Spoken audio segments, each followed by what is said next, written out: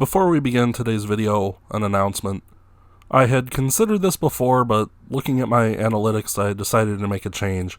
So, starting in 2024, instead of videos going live on the first and, if there's 2 videos in the month, third Mondays of every month at noon Central, they will now go live on the first and third Fridays of every month at noon Central.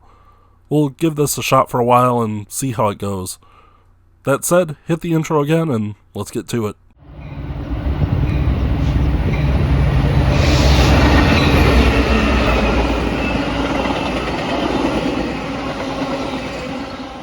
It's that time again. I have a whole bunch of video that was a failure for one reason or another or doesn't really fit, so it gets thrown into the bag and mixed up. It's Mixed Bag Episode 5. We go back to normal, and as most of the Amtrak traffic looks pretty much the same, I've started focusing on catching what little freight there is on the Joliet and Springfield sub. This was before I had more of a pinpoint on ZMQG4, so I still thought it ran later, closer to 318's arrival. That would end up being not true, as you saw a couple videos ago on here, but again, when I filmed this, I didn't know that. I head to the station yet again to try and capture either LSF54 or IG4 SIB. I have no information on either this particular day, but, we'll see what happens. It's the weekend before the 4th of July, so it's busy. First up was this northbound 302. 302, divert, advance approach, 124. Advance.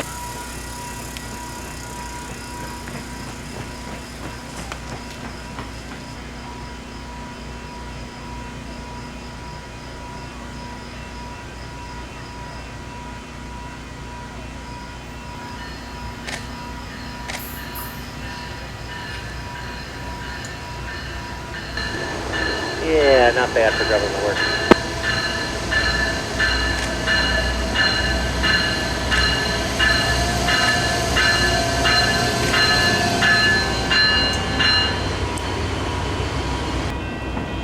And you got high bow when you're ready.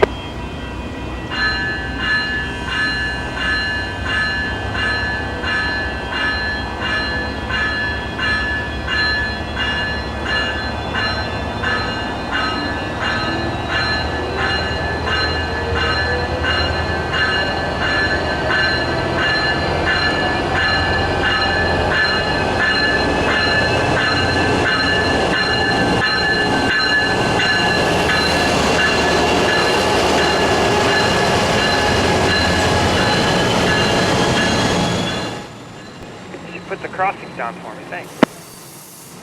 No problem. Alright, got it clear now, Amtrak 302.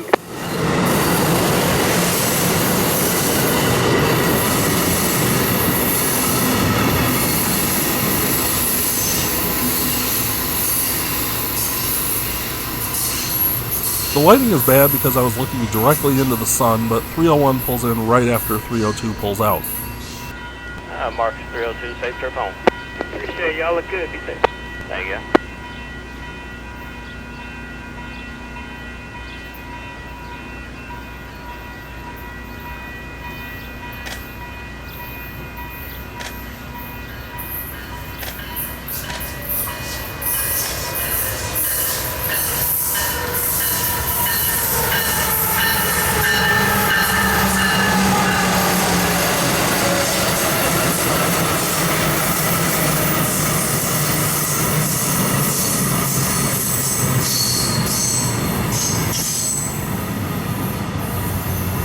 We're on with you. Eyeball 301.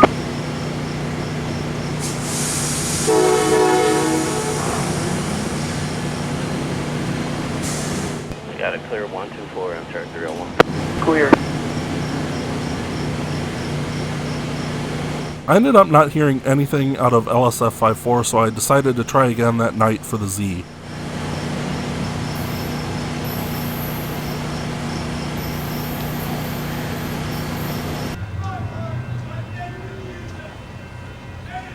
And we get 2 new idiots that couldn't wait about 45 seconds to cross the tracks at different crossings for the same train. That's gotta be a record.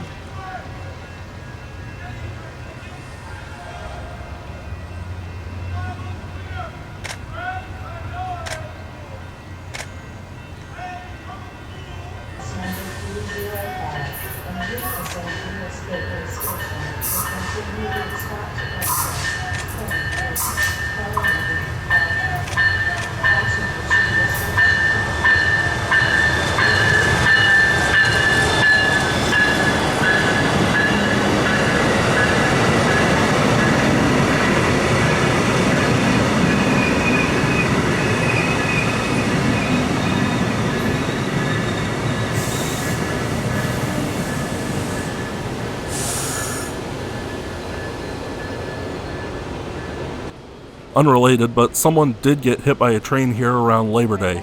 It was not fatal, but it obviously was serious, and it's a little amazing it doesn't happen more with the laid-back attitude towards, warnings. Anyway, here's Wonderwall. I mean, southbound 305.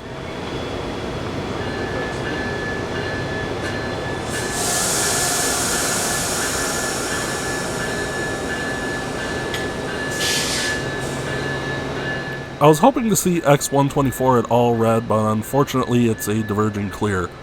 This means there's nothing northbound until at least McLean, 15 miles south. If there's something northbound though, then I should see something up north at X123.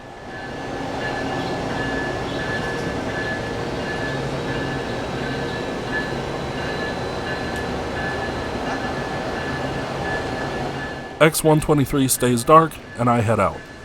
Fast forward to July 2nd. I'm waiting for the southbound 305. Remember, that's what I think I need to watch for to catch the Z, which is, again, incorrect, but again, I didn't know that at the time. Well, the approach lits come alive a little before 7:30, and there's something coming. And, well, I'll explain after it passes. This is a weird one.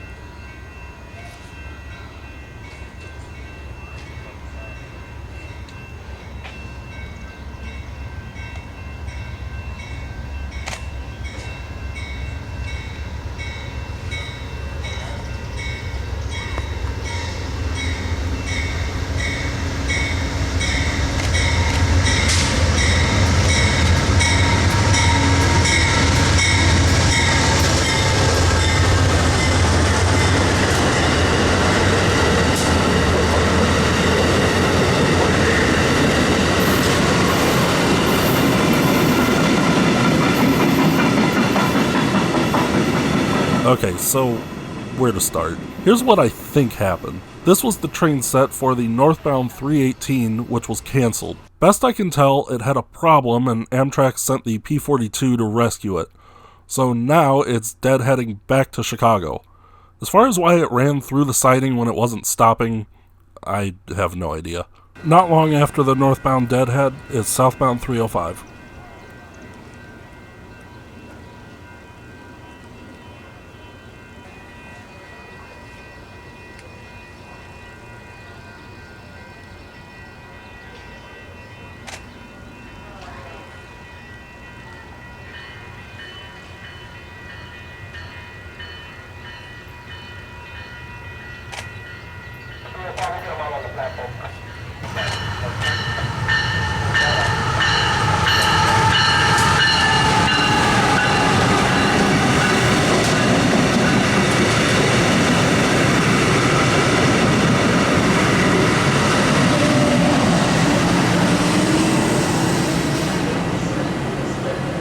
And yet again, diverging clear for 305.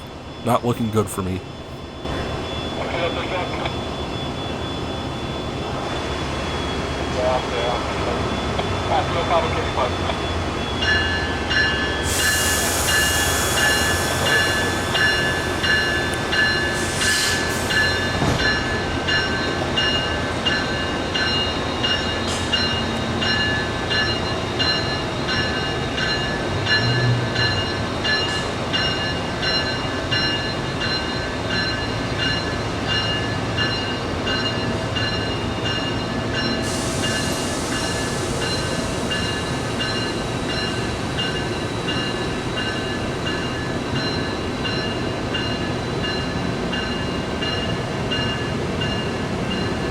We wait until northbound 306 comes in and there's still no sign of any freight.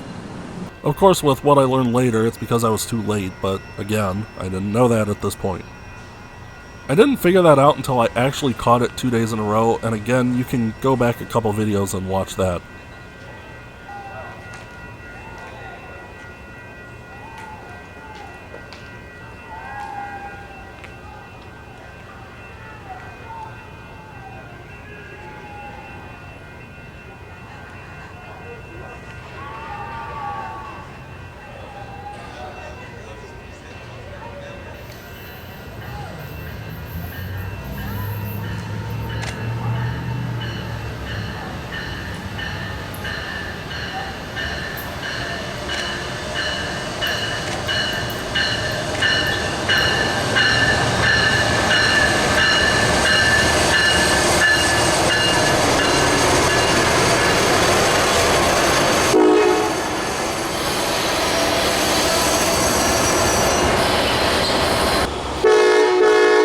306 rolls north, and I give up for the weekend.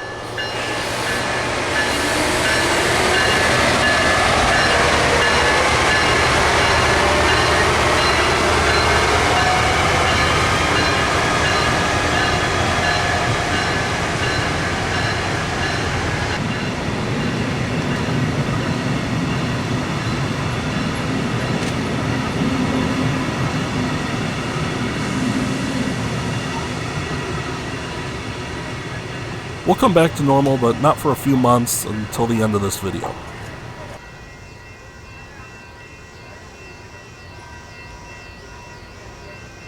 Amtrak reminds passengers when using stairs or escalators to hold on to handrails. Please keep your eyes on the path and limit distractions while walking through the station or on platforms. For your safety, if traveling with larger or heavier luggage, please use the elevator at the railway. Back in August, I got word that a CPKC 252 was floating around out on the Chicago sub. Not only was it a 252, it has CP 7013 in the lead, a heritage unit. I knew it would arrive at Randall Road early afternoon. It was just a matter of when they actually ran it east to Bensonville. Unless you hear Tower B-17 telling eastbound signal indication or them clearing track warrants with the Kansas City drawbridge, there's usually no way to know when things are run onto the Elgin. It's a weekend, so it's less likely to get hung up out west somewhere, but still, who knows. Problem is, I could potentially be racing the sun, but we'll see what happens. I head to Roselle and hope for the best. First through is outbound Metro 2715. You can see the light is already getting a little funky at this point. We get a friendly engineer though. Milwaukee West train number 2715 to Elgin is now arriving. Please check behind the yellow line. Milwaukee West train number 2715.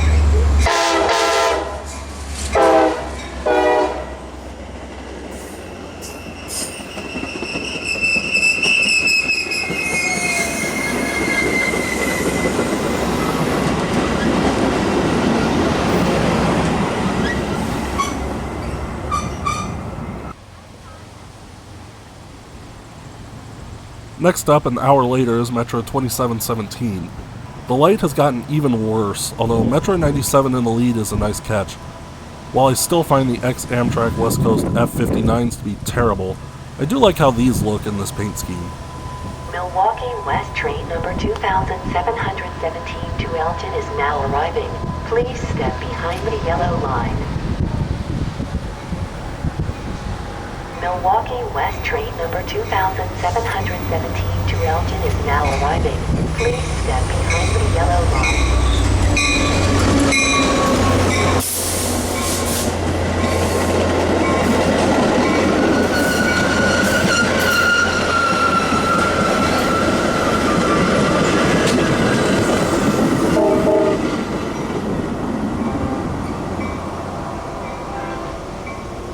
We get a meet with 2717, and it's inbound 2720. You can see at this point the lighting is horrible, and since 252 is an eastbound, pictures and video would not turn out well. This is the same train set as 2715, so for a better view of it, just go back and watch that again. At this point, I still have heard nothing about if Bensonville is ready to take 252.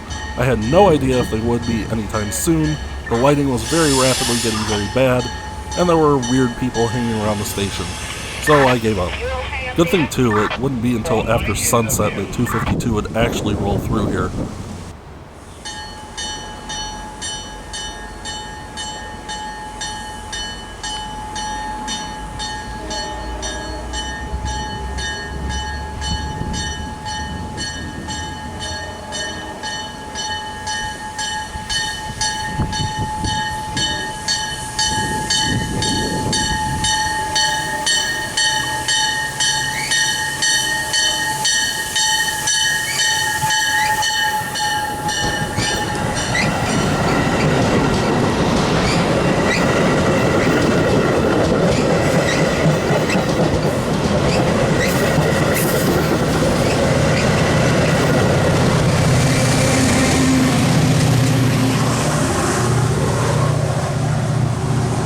so let's head back to Roselle in early November. Throughout the fall, CPKC has been both loads and empties via the Chicago sub. I'm not entirely sure why this is, although I hadn't been able to take advantage of any of them for one reason or another. So on November 3rd, I caught wind of a daytime 540 that would likely be in about lunchtime. Instead of the station, though, I choose to head to Park Street and meet up with Diego, who I've shot video with for the channel before, and I'll link his channel down in the description. Behind that is a 252 with a KCS Grey Ghost leader, but that's still a few hours away.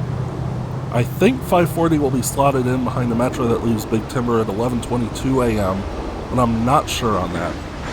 Thankfully, not long after I got to Roselle, I heard dispatcher tones and 540 clearing their warrants on the Chicago sub, meaning I was right and they were on the Elgin sub already. First up is at Metro though, inbound 2234.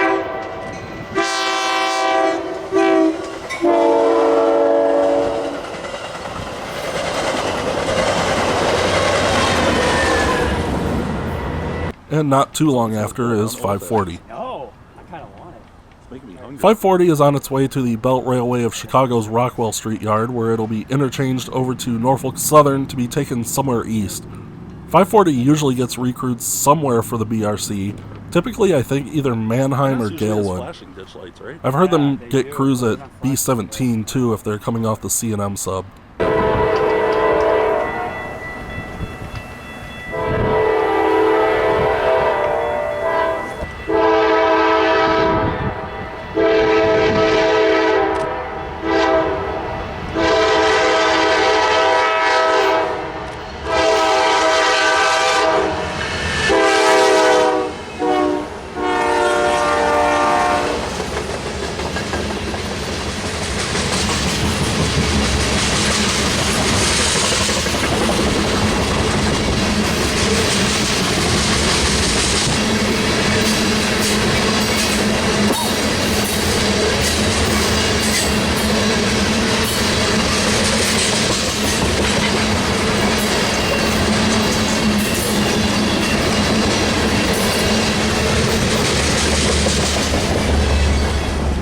I heard an outbound Metro coordinating with 540 and decided to hang around the 10 or so minutes for it.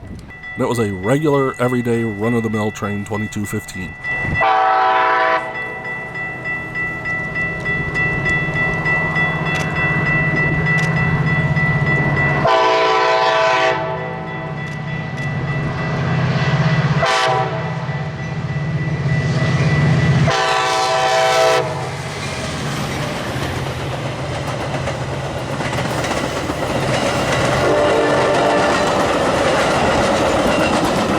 It was lunchtime, and I knew 252 wouldn't be to Randall until about 2:30 or so.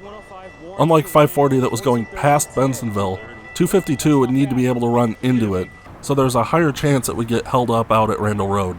It was a busy day in Bensonville, so the chances were pretty good.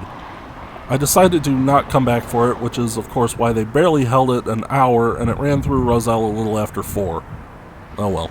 Only a few days after catching 540, I found out a 546 was coming across the Chicago and would probably be a daylight run. So on a very nice early November Sunday morning, I head back to Roselle. This time I go to the station. I'll make a long story short. 546 has to recrew because CPKC crews from the west are typically not qualified on the Indiana Harbor Belt, which 546 turns down to run to the CSX Bar Yard. For trains coming off the Chicago sub, they'll either make this change out at Randall Road or at Mannheim. Before I left the house, I heard them talking to the CPKC drawbridge dispatcher, asking if their cab had been ordered, but I didn't hear where it was ordered for. If it was for Randall Road, it would likely be sitting there for a while. If it was for Mannheim, then I'd have a better chance of seeing it, but I wasn't sure. I wait, and wait, and wait, and wait. I thought they may have run it in front of a Metra, but not only has there been no sign of 546, there's no sign of the Metra either. The tracker's dead. Finally, a little late and still nothing on the tracker, the Metra comes in from the west.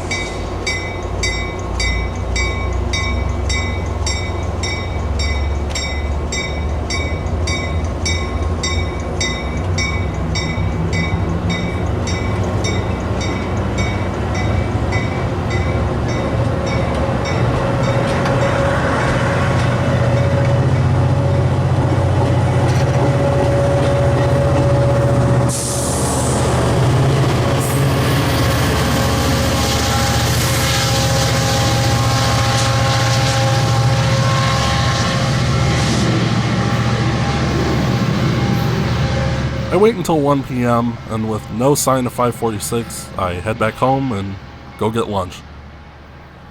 We won't end this video on a negative though, and instead we'll head briefly back to Bloomington Normal.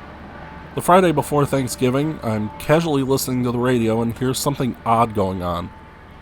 A northbound train, I think ISLG4, which is a new train symbol carved out of the former ITUG4 from Tucson, although not positive on that, and I think it runs out of Dupo, but again, not positive on that either, has been having EOT problems since Carlinville. They stopped at Bloomington Yard to pick up a new one, but now it needs to be hung on the rear end, and it would be hours before a crew would be there to do it. Fortunately, there's a southbound that will need to meet them here anyway. So, the southbound will stop at the head end of the northbound, pick up the new EOT, then stop at the rear end and install it for them. Turns out the southbound is also having EOT problems and will need to stop at Bloomington as well. But they get the northbound taken care of first and roll down the siding. They'll have a diverging clear back to the main at X124 once they get here. This is IG4SIB, a stack train from Global 4 to Santa Teresa, New Mexico. It's fairly short today, so it will clear us before it stops at the yard.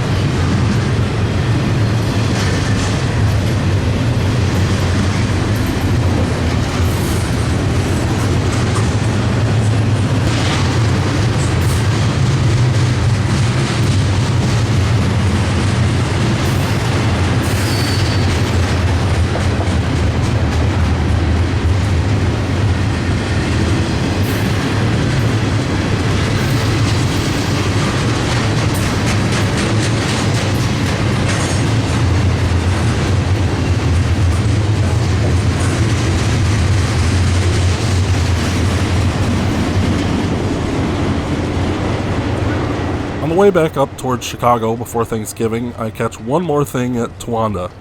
It's Amtrak 21 and 421, the Texas Eagle.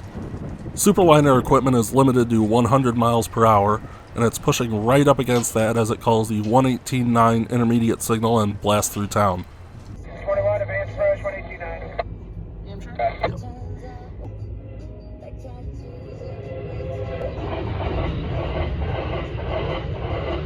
And that's another mixed bag in the books.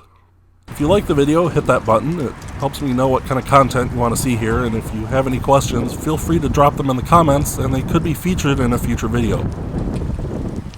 You can also follow me on Instagram and read the blog. Links are in the video description below. Until next time, I'm Tyler, and thank you for watching the Northeastern Illinois Railfan YouTube channel.